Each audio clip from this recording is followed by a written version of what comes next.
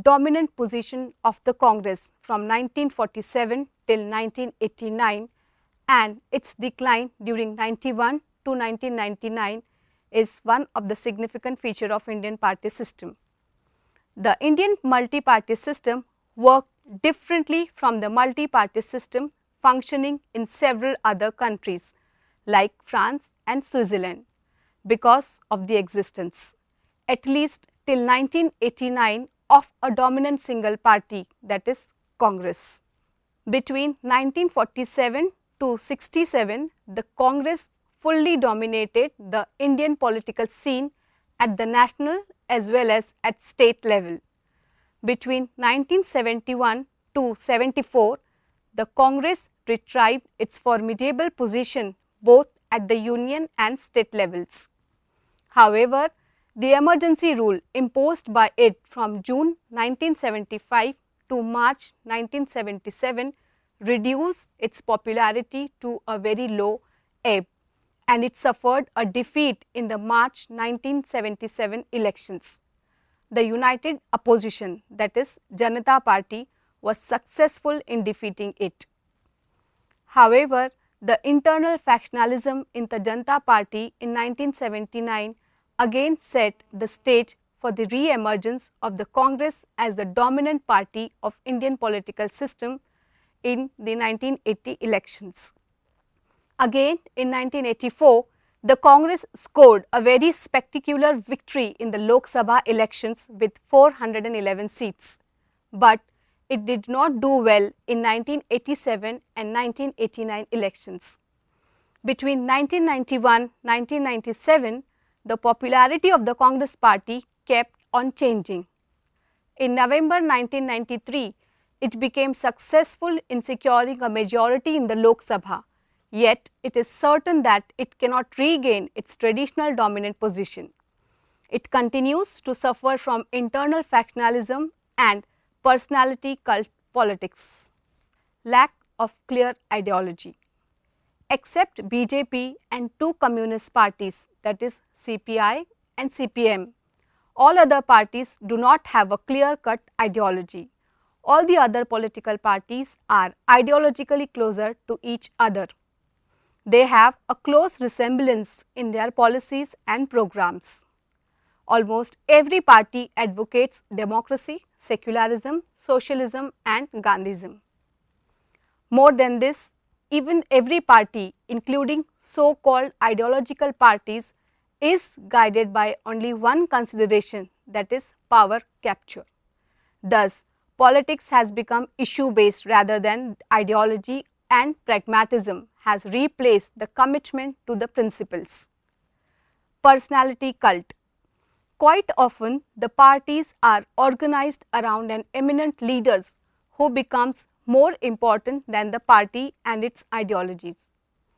Parties are known by their leaders rather than by their manifestos. It is a fact that the popularity of the Congress was mainly due to the leadership of Nehru, Indira Gandhi and Rajiv Gandhi. Similarly, AIADMK in Tamil Nadu and TDP in Andhra Pradesh got identified with M.G. Ramachandran and N.T. Ramarao respectively. Interestingly, several parties bear the name of their leaders like Biju Janata Dal, Lok Dal A, Congress I and so on.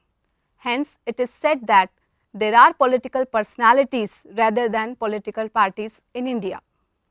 Based on traditional factors. In the Western countries, the political parties are formed on the basis of socio-economic and political programs. On the other hand, a large number of parties in India are formed on the basis of religion, caste, language, culture, race and so on. For example, Shiv Sena, Muslim League, Hindu Mahasabha, Akali Dal, Muslim Majlis, Bahujan Samaj Party, Republican Party of India, Gorkha League and so on. These parties work for the promotion of communal and sectional interest and thereby undermine the general public interest. Emergence of number of regional political parties in the state. Another significant feature of the Indian party system is the emergence of large number of regional political parties and their growing role in the states.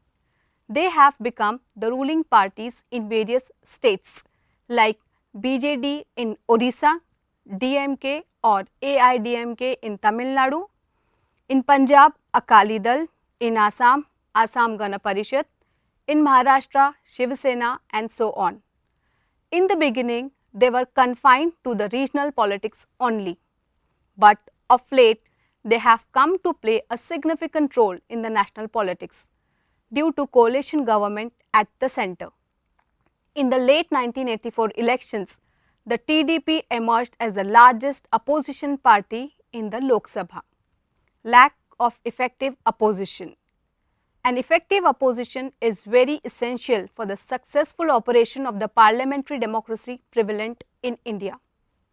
It checks the autocratic tendencies of the ruling party and provides an alternative government. However, in the last 50 years, an effective, strong, organized and viable national opposition could never emerge except in flashes.